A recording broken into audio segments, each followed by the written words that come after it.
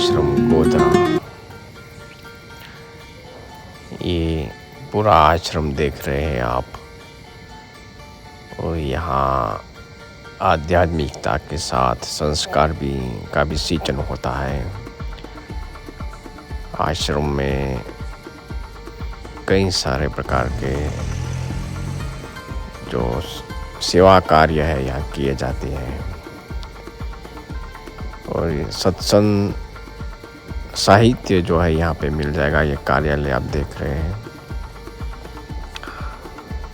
और यहाँ सत् साहित्य का माला इत्यादि यहाँ सेवा केंद्र सत् साहित्य का सेवा केंद्र है, आप देख रहे हैं। बापू जी की फ़ोटो, ऐसे शैम्पू है, सब देख रहे हैं। माला, अगरबत्ती सब मिलती है यहाँ पे।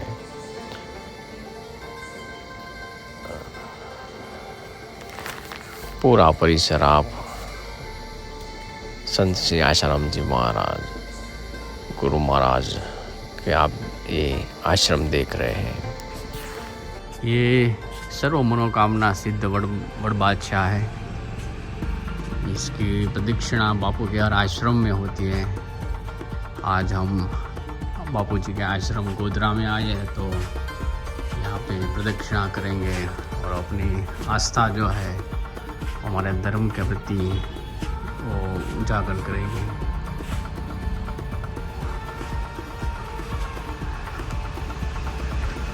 हरि नारायण नारायण नारायण, हरि नारायण हरि नारायण नारायण नारायण, हरि नारायण हरि नारायण नारायण नारायण, हरि नारायण हरि नारायण नारायण नारायण, हरि नारायण। कोई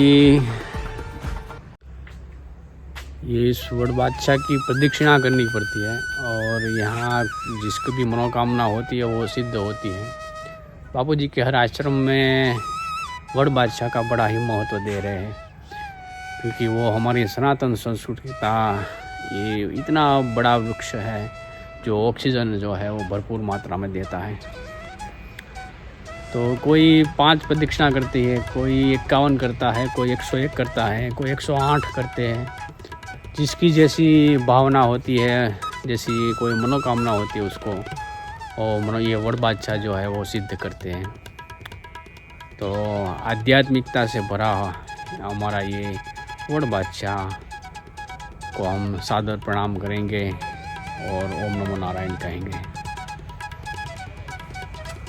तो ये आप देख रहे हैं, ये हवन कुंड है, और यहाँ पे हवन होता है।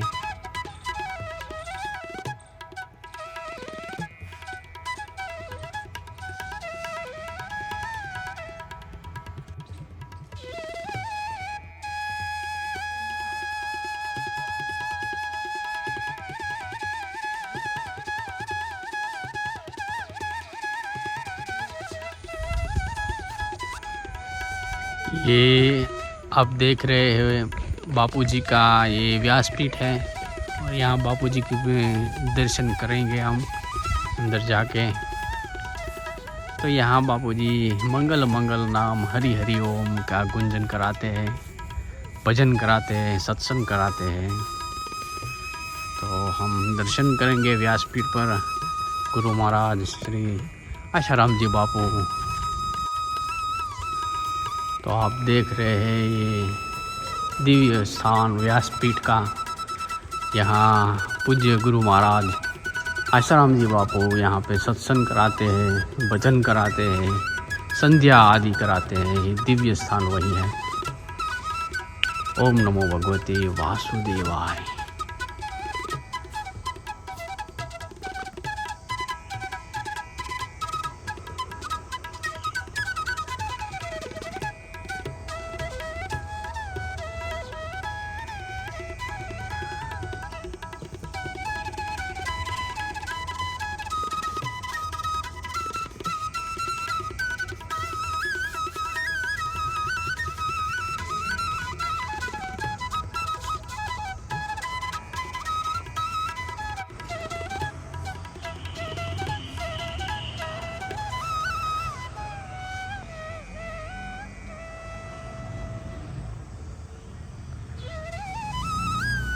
ये जो आप देख रहे हैं वो कीर्तन का स्थान है, जहाँ पे सत्संग के लिए जो साधक भाई है वहाँ अपने जो वाजिंत्र है वो सब बजाते हैं और गायन आदि के लिए ये पूरा सेटअप है कीर्तन करने का।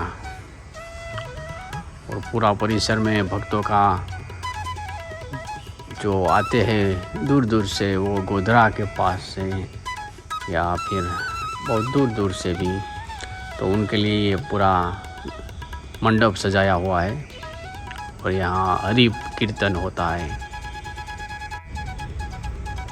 तो आप पूज्य गुरु महाराज संत श्री आशाराम जी बापू का व्यासपीठ को देख रहे हैं। मेरे पीछे जो दे हैं, यहाँ पे गुरु महाराज आते हैं, सत्संग करते हैं, ऐसा भाव यहाँ रखा गया है।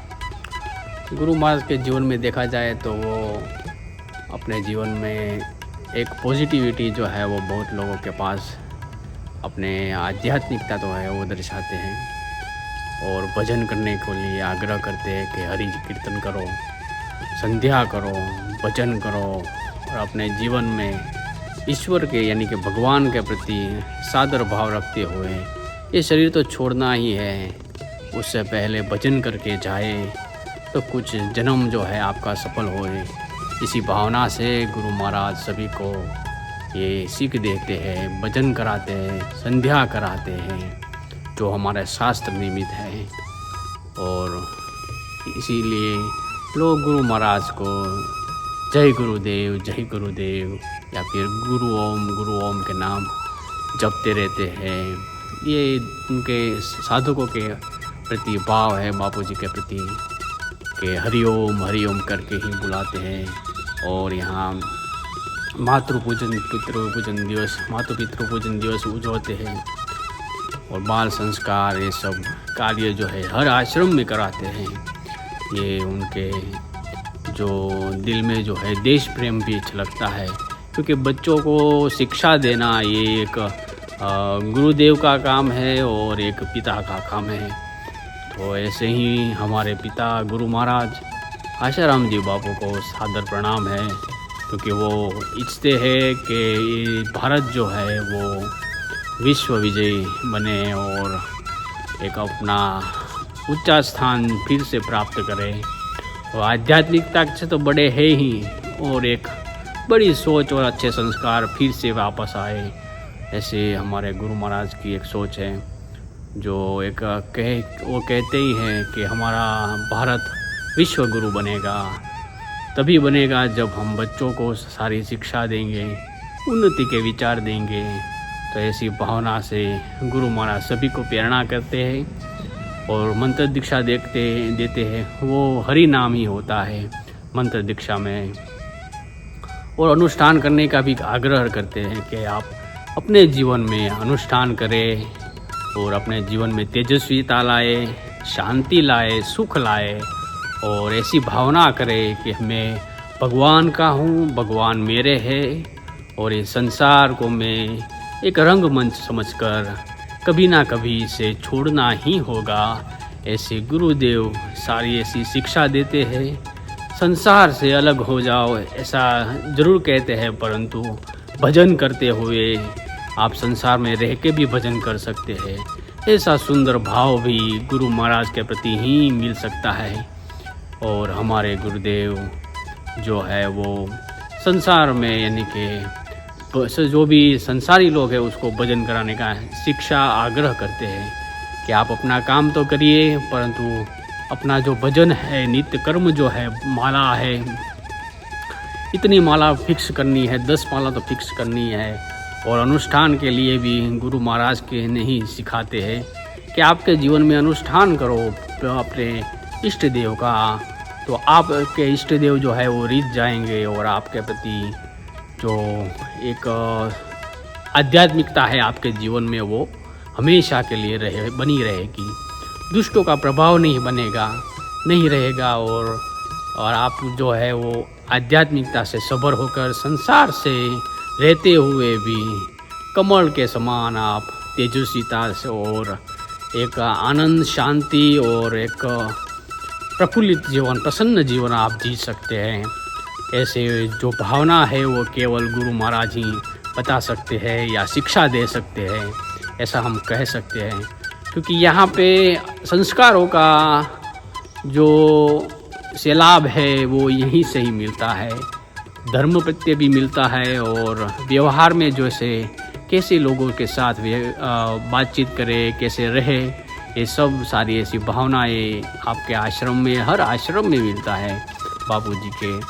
क्योंकि बाल संस्कार योग और युवा को जागरूक करने का अनुष्ठान के प्रति भी ये सब कार्य जो है गुरु महाराज कराते हैं।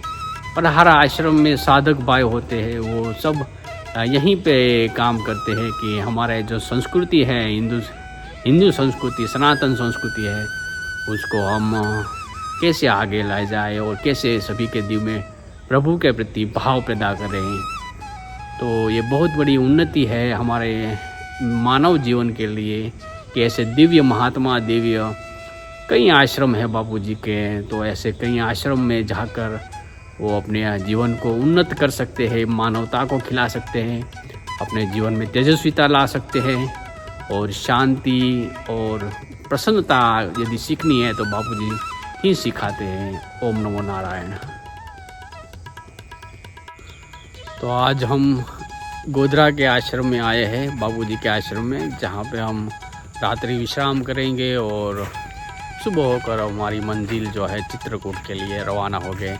यानी कि दाहोद आएगा, फिर उज्जैन आएगा और फिर आगे और सर्च करेंगे तो फिर जैसे गूगल के सहारे हम चित्रकूट पहुंच जाएंगे। वहाँ साधु महात्माओं से मिलेंगे और भजन जो है उसको आपके तरफ जितना झुकाव हो जाए भक्ति का, उतना झुकाव आपके प्रति करते रहेंगे। तो धर्म, आस्था और श्रद्धा के साथ ये हम आशाराम जी बापू आश्रम गोधरा में आए हैं। ये आपको पूरा मंदिर परिसर दिखा रहे हैं। यहाँ पे आप अनुष्ठान कर सकते हैं, जप ध्यान कर सकते हैं, आप अपनी मनोकामना सिद्ध कर सकते हैं। यहाँ पे अतुल्य शांति है और एक प्रसन्नता के साथ, एक अच्छी ऊर्जा के साथ आप अपने जीवन में एक नई आपका जीवन जो है चार्ज हो सकता है। तो ऐसे ही भक्ति सभर वातावरण के बीच रहना भी एक भक्ति है। और आपके जो भाव जो उत्पन्न होते हैं वो अच्छी जगह जाने से, समुद्र स्नान है या फिर नदी स्नान है या फिर कोई हवन करते हैं, ऐसे दिव्य स्थान में भी जाते हैं तो फिर भी आपकी जो ऊर्जा है भक्तिमय होती ही है। तो ऐसे ही आश्रमों में भी जाइए, नदी तालाब में भी स्नान कीजिए, समूह स्नान भी कीजिए और अपने जो भगवान भगवान ने जहाँ जहाँ लीला की है ऐसे दिव्य स्थानों में भी जाना भी एक भक्ति ही है। दान देना भी भक्ति है और दान का सही उपयोग से यदि आपके भजन के लिए यदि ज़रूरत है दान लेना भी तो दान ले लीजिए। क्योंकि भजन जो है वो ईश्वर ही देता है और दान जो है वो भी भगवान ही देते हैं। तो कहते हैं न कि कबीर साहब का एक दोहा है कि जो भी अन्न जो है वो राम ही देता है, वो कौन खिलाता है कौन खाता है वो सब राममय होता है। तो इसलिए आप अपने जीवन में केवल उद्देश्य रखिए कि मैं यदि अब भोजन भी करता हूँ तो फिर भी वो प्रभु के भजन के लिए ही करता हूँ। और जब कुछ अपने पास हो और आप किसी को देते हो तो फिर भी यही भावना रखिए कि मैं प्रभु को ही दे रहा हूँ और प्रभु की जो भक्ति जो हर कोई करता है उसको बढ़ाने का प्रयास मेरा से हो रहा है।